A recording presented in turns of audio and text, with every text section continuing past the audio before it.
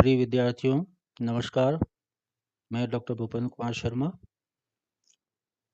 Arenes के बारे में हम लोग पढ़ रहे हैं लेक्चर सीरीज़ में, जिसमें अभी तक हमने उनके परिचय और उनके नामकरण के बारे में पढ़ लिया है पहले 2 लेक्चर्स के अंदर। आज इस तीसरे लेक्चर में हम पढ़ने जा रहे हैं उन एरीन्स के या एरोमेटिक यौगिकों की समावयवता के बारे में, कि इसके अंदर किस प्रकार से समावयवता होती है या किस प्रकार के यौगिक जो हैं वे समावयवी कहलाते हैं। जैसा कि हम जानते हैं कि ऐसे एरोमेट यौगिक जो कि बेंजीन नाभिक जिसमें उपस्थित होता है उन्हें बेंजीनीय नाभिक यौगिक कहते हैं। इन्हीं के बारे में हम विस्तार से पढ़ रहे हैं। आपके सिलेबस में यही है, इसलिए हम इसी के ऊपर ज़्यादा कंसंट्रेट कर रहे हैं। तो बेंजीन या उसके सजात या उसके डेरिवेटिव्स कह सकते हैं होमोलॉग्स में, उनमें किस प्रकार से समावयवता होती है उसके बारे में हम पढ़ने जा रहे हैं।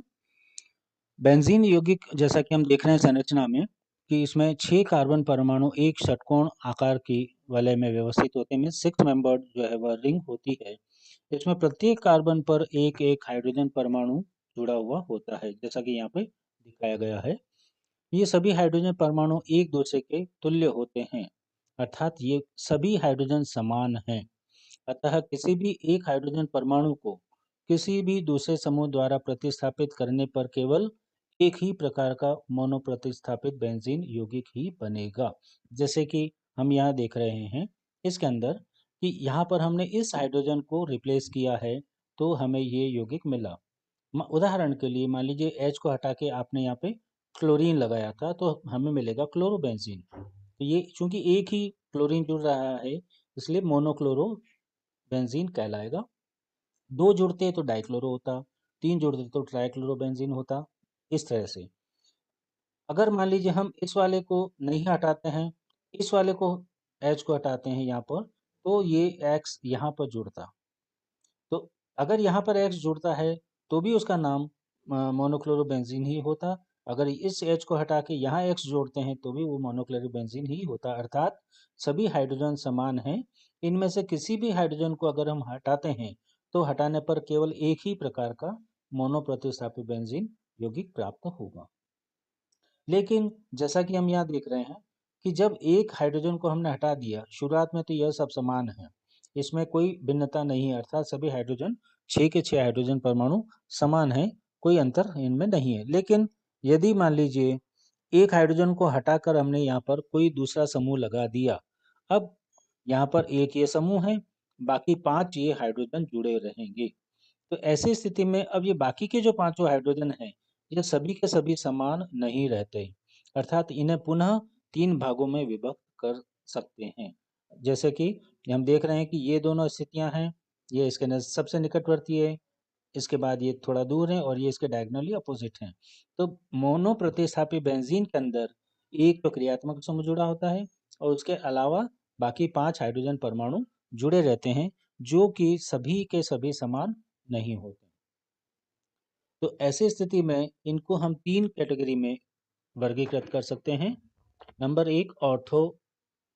ऑर्थो के अंदर हम ये कह सकते हैं कि मोनो प्रतिस्थापी बेंजीन। आप ये थोड़ा ध्यान दें क्योंकि बच्चे आप लोग कई बार कंफ्यूज हो जाते हैं कि बेंजीन जिसके अंदर सभी 6 हाइड्रोजन उपस्थित होते हैं और उसमें कई बार आपसे पूछ लिया जाता है कि इसके अंदर ऑर्थो मेटा पैरा समावयवी क्या होंगे बताइए, तो आप कहते हैं कि ये जो दोनों स्थिति हैं इनको तो आप कह देते हैं ऑर्थो, इनको कह देते हैं मेटा और इसको कह देते हैं पैरा। जबकि उस बेंजीन के अंदर, मैं आपको पिछले साइड पे वापस ले जा रहा हूँ, जबकि इस बेंजीन के अंदर यहाँ पर कहीं भी कोई दूसरा समूह नहीं जुड़ा हुआ, सभी हाइड्रोजन ही है, तो यहाँ पे सभी समान है। ये नहीं होगा कि ये दोनों ऑर्थो हो जाती है, मेटा हो जाती है, ये पैरा हो जाती है, यहाँ पर भी कोई भिन्नता नहीं है। भिन्नता कहाँ आएगी? जब एक हाइड्रोजन के स्थान पर कोई दूसरा समूह जुड़ गया, यहाँ पर भिन्नता होगी। इस एक्स के सापेक्ष ये दोनों ऑर्थो, ये दोनों मेटा और ये वाली स्थिति पैरा होगी। लेकिन इसके अंदर ऑर्थो मेटा पैरा कुछ नहीं होगा, सभी हाइड्रोजन समान हैं। ऑर्थो प्रतिस्थापी बेंजीन या मोनो प्रतिस्थापी बेंजीन की हम बात कर रहे हैं कि उसमें यदि प्रतिस्थापी समूह में जो भी एक्स समूह जेड समूह हमने यहाँ पे ले रखा है, इसके अगल बगल वाले में नंबर 2 और नंबर 6 ये जो स्थिति है, यह जो दोनों स्थितियां हैं ये ऑर्थो स्थिति कहलाती हैं। इसे ओ द्वारा प्रदर्शित किया जाता है। तो ये वाली स्थिति और इसको गोला करके इस प्रकार से बताया गया है। ये दोनों हाइड्रोजन ऑर्थो हाइड्रोजन परमाणु कहलाते हैं। तो इस प्रकार हम कह सकते हैं कि एक मोनो प्रतिस्थापी बेंजीन यौगिक में एक दूसरे के समान दो ऑर्थो हाइड्रोजन या दो ऑर्थो स्थितियां होती हैं। मेटा स्थिति के अंदर यदि किसी मोनो प्रतिस्थापी बेंजीन में प्रतिस्थापी समूह के दोनों तरफ दाईं और बाईं तरफ एकांतर स्थिति में एक छोड़कर एक 1-3 स्थिति वाले हाइड्रोजन परमाणु को मेटा हाइड्रोजन परमाणु कहते हैं। जैसे कि हम यहाँ देख रहे हैं, यहाँ Z जो है वह बेंजीन रिंग में जुड़ा हुआ है। इसके अलावा ये जो 5 हाइड्रोजन हैं, इनमें से ये और ये अभी हमने पढ़ा था, ये दोनों ऑर्थो हाइड्रोजन परमाणु या ऑर्थो स्थितियां कहलाती हैं। लेकिन ये हुई नंबर 2 और नंबर 6 स्थिति। हम बात करें एकांतर क्रम की अभी, तो 1 इसके बाद छोड़ दिया, नंबर 2 वाला छोड़ के नंबर 3 पे इधर आ गए, या इधर हमने इसको छोड़ के इस पे ले लिया। मतलब ये स्थितियां हो गई 3 और 5। इन 3-5 स्थिति पर जो भी हाइड्रोजन्स हैं, ये दोनों समान होते हैं और इन्हें मेटा हाइड्रोजन परमाणु कहते हैं। तो इसलिए हम कह सकते हैं कि एकल प्रतिस्थापी बेंजीन में या मोनो प्रतिस्थापी बेंजीन में 2 मेटा हाइड्रोजन परमाणु होते हैं या 2 मेटा स्थितियां होती हैं। इन्हें M द्वारा प्रदर्शित किया जाता है। ये दोनों एकांतर स्थितियां या इनसे जुड़े हाइड्रोजन परमाणु भी एक दूसरे के बिल्कुल तुल्य होते हैं। अब हम बात कर रहे हैं पेरा स्थिति की। मोनो प्रतिस्थापी बेंजीन में यदि प्रतिस्थापी समूह में जो समूह जुड़ा हुआ है हाइड्रोजन के अलावा, उस समूह के ठीक विपरीत अपोजिट डायगोनली अपोजिट जो स्थिति वह पेरा स्थिति कहलाती है। ये केवल एक स्थिति ही बचती है, क्योंकि ये दोनों ऑर्थो हो जाती हैं, ये दोनों मेटा स्थिति हो जाती हैं, और बची हुई ये वाली जो स्थिति है वही एक स्थिति है, इसके डायगोनली अपोजिट है। इसको हम पेरा हाइड्रोजन या पेरा स्थिति कहते हैं। इसे P द्वारा प्रदर्शित किया जाता है। हम ये कह सकते हैं कि किसी भी मोनो प्रतिस्थापी बेंजीन यौगिक में 2 ऑर्थो, 2 मेटा तथा 1 पेरा हाइड्रोजन परमाणु होते हैं। एकल प्रतिस्थापी बेंजीन के बाद अब हम बात कर रहे हैं द्विप्रतिस्थापी बेंजीन की, अर्थात बेंजीन रिंग जिसमें 2 प्रतिस्थापी समूह जुड़े हुए हों।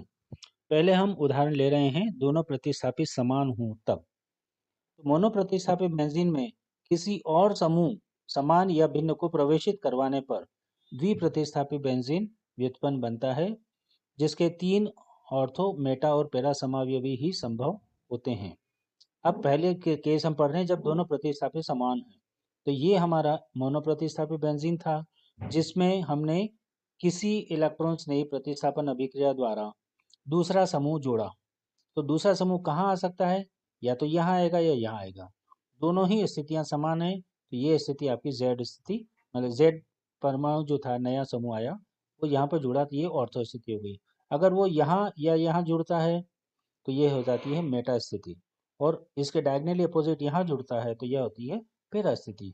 तो इस प्रकार से हम कह सकते हैं कि एकल प्रतिस्थापी बेंजीन से यदि द्विप्रतिस्थापी बेंजीन बनाया जाता है तो हमें 3 समावयवी ऑर्थो, मेटा और पेरा डाई सब्स्टिट्यूटेड यौगिक प्राप्त होते हैं, जिनकी स्थिति 1-2 ऑर्थो के लिए, 1-3 मेटा के लिए और 1-4 पेरा के लिए होता है।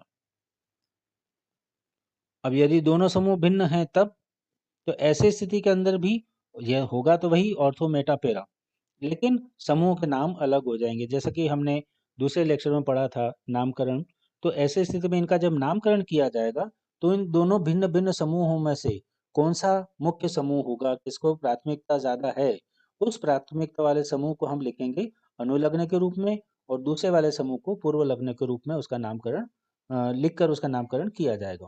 तो यहाँ पर हम देख रहे हैं कि जब दोनों प्रतिस्थापी भिन्न हैं, मीन्स पहले वाले में आने वाला भी Z था, पहले से उपस्थिति भी Z था, इसलिए दोनों समूह समान थे। यहाँ आने वाला समूह Y हो गया, मीन्स भिन्न हो गया Z से, इसलिए हम ये सोच सकते हैं कि अलग अलग समूह मिलेंगे, लेकिन यहाँ पर भी यहाँ या यहाँ जुड़ेगा तो ये ऑर्थो, इस जगह या इस जगह जुड़ रहा है तो यह मेटा, और डायगोनली अपोजिट जुड़ रहा है तो पेरा समावयवी मिलेंगे। अर्थात दोनों प्रतिस्थापी समूह भिन्न होने पर भी हमें 3 ऑर्थो, मेटा, पेरा समावयवी ही प्राप्त होंगे।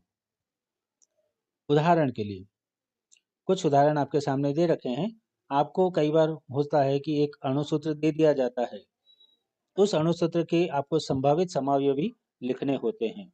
तो C8H10 इसके लिए 3 संभावित समावयवी सूत्र क्या होंगे? तो ये मान के चलिए कि यदि जिसमें कार्बन से 6 से ज़्यादा कार्बन है या कम से कम 6 कार्बन है, तो उसके अंदर सबसे पहले आप बेंजीन की ट्राई करें।